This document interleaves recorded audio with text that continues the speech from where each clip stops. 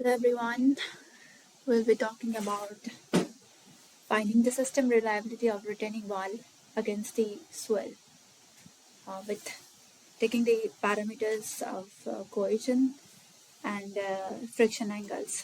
So for this method, we are using Monte Carlo simulation and we will be doing the coding on the Jupyter notebook. Uh, so Monte Carlo method is the computerized mathematical techniques that is used to find out the reliability, or you can also say the risks of system. Mm.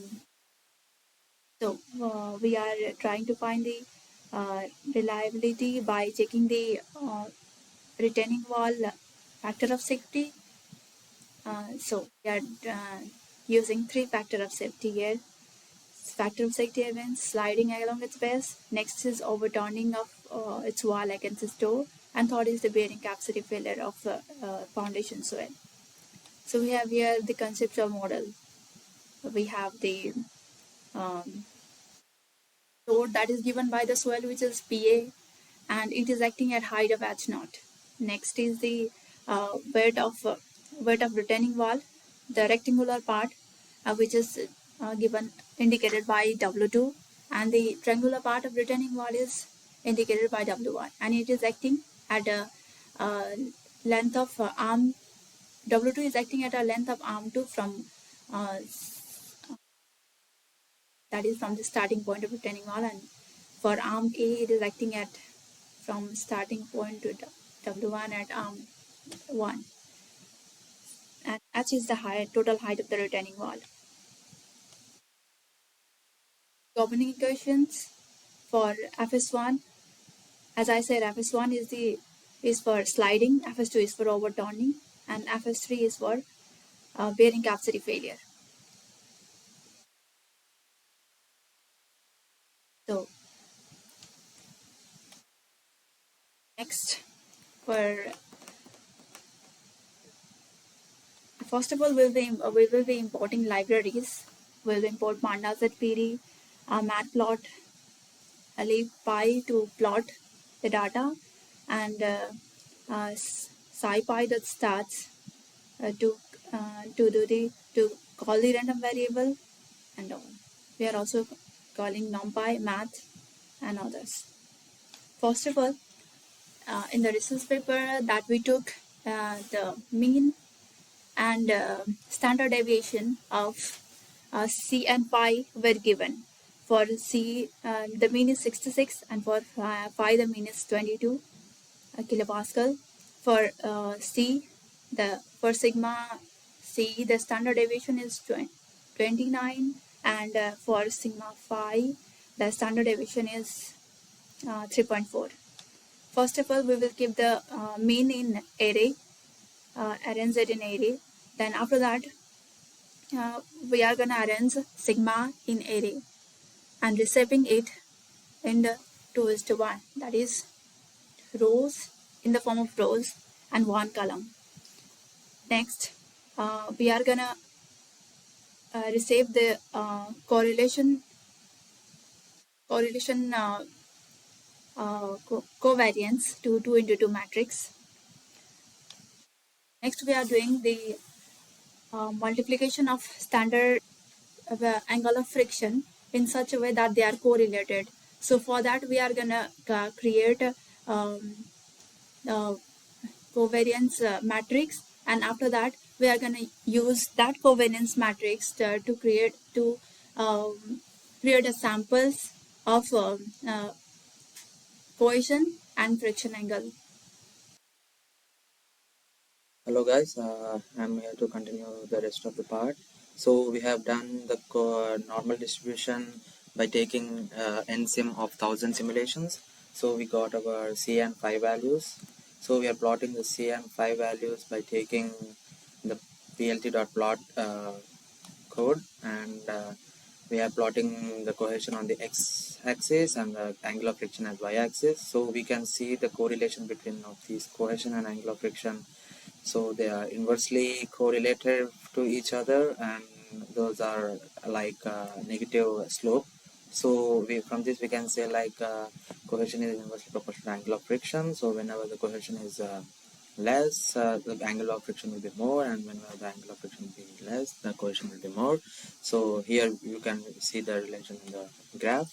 So now I have defined this correlation, cohesion and phi values into my C and phi data frames. So after that, now we are going to calculate the factor of safety individually. So I'm defining a function for calculating factor of safety for sliding, retaining, and overturning. So now we are going to start with defining the function. So we defined the function as a 4s of C and phi variables.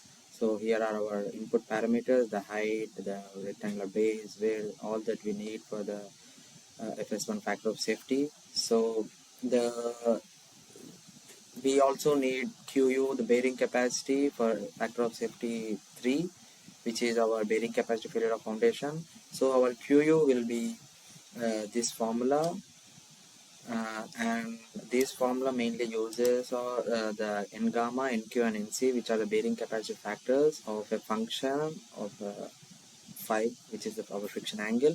So we have the Terzaghis bearing capacity factors of a table which has the values for the different phi values. So from that table we have interpolated for the value of 22, which have which we before.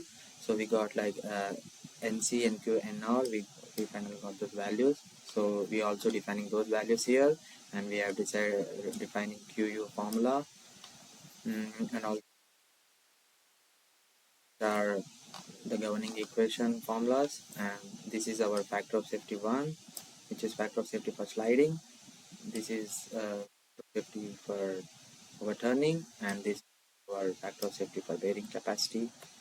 And whichever is used in the formula are defined.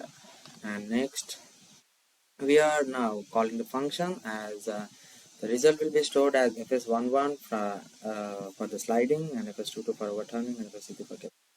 So generally I'm taking the range of IDX, which is our length of our C values. So then for I in IDX, I've taken the CC as the C of I numbers and the phi of I numbers.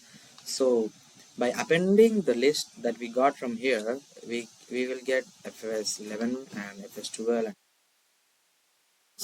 So from that, we are creating a data frame, which is to calculate or and to relate the data with the probability after. So we have created a data frame.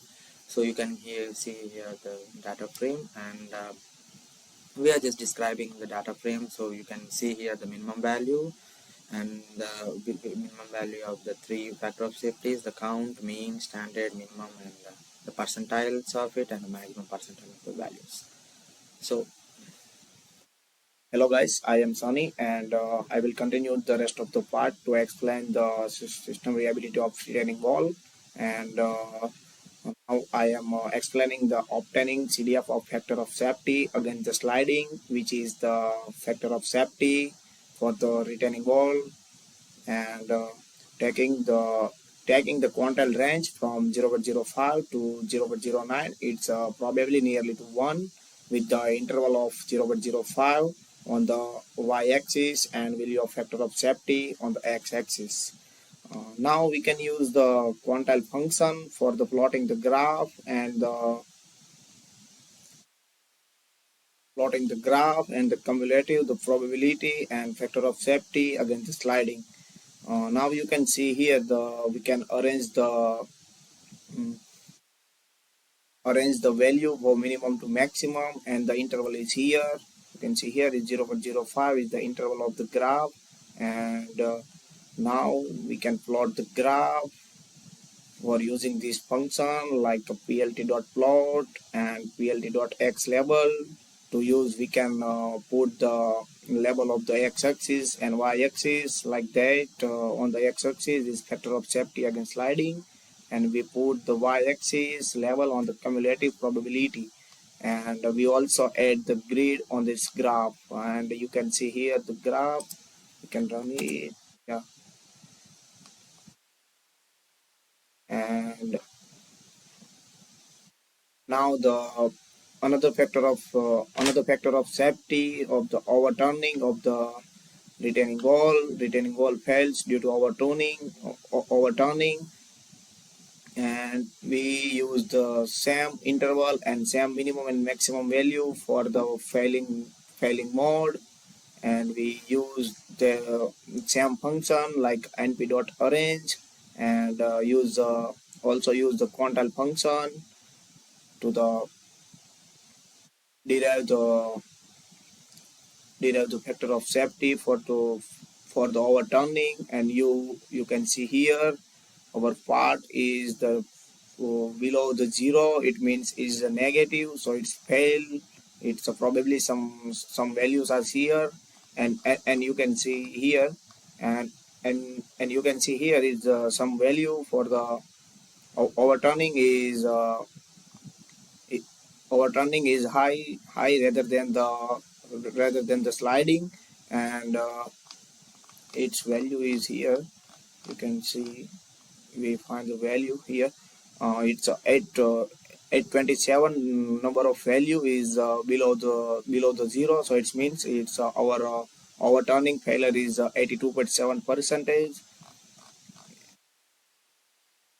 You can see clearly here we can reduce the interval and minimum and maximum value of graph, so 0.05 to 0.25 and interval of 0.05. So you can clearly see here our slope is a negative slope here below the zero, is like too many numbers around that graph. That's why we get the 827 numbers of failing number.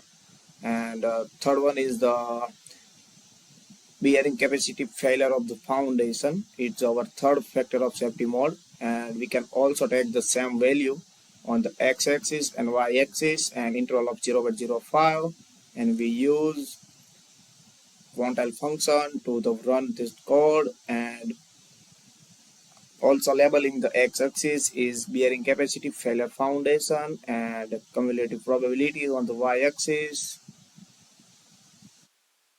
and empirical chemical distribution function of the bearing capacity function foundation. रुक मैं वापस बोल रहा हूँ, क्या क्या बोल रहा है? अच्छा टाइम हो गया, हाँ हो गया, रुक अभी कर देगा, कंप्लीट कर दो.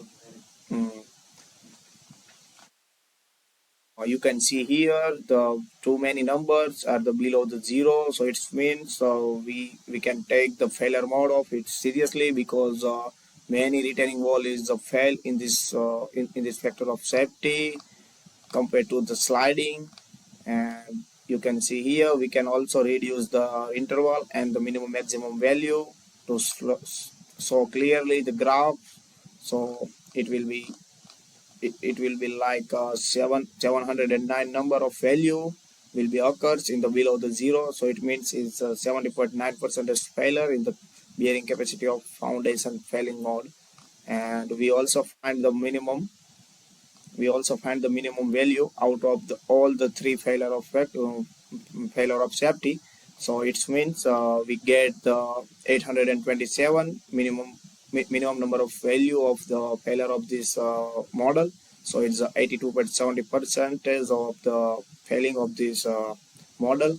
And finally, we conclude that the simulation result indicate that the probability value of failure are more in the case of the overtuning, because it show that our model is failing in the 82.70% in the overtuning failure factor of safety, and our model is safe in the sliding factor of safety, because generally it not occurs in the retaining wall.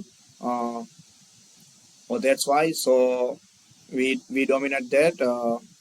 Our dominant case of failure is in failure due to overtuning, and the percentage of failure is 82.77%, and overall structure failure probability is also 82.77%.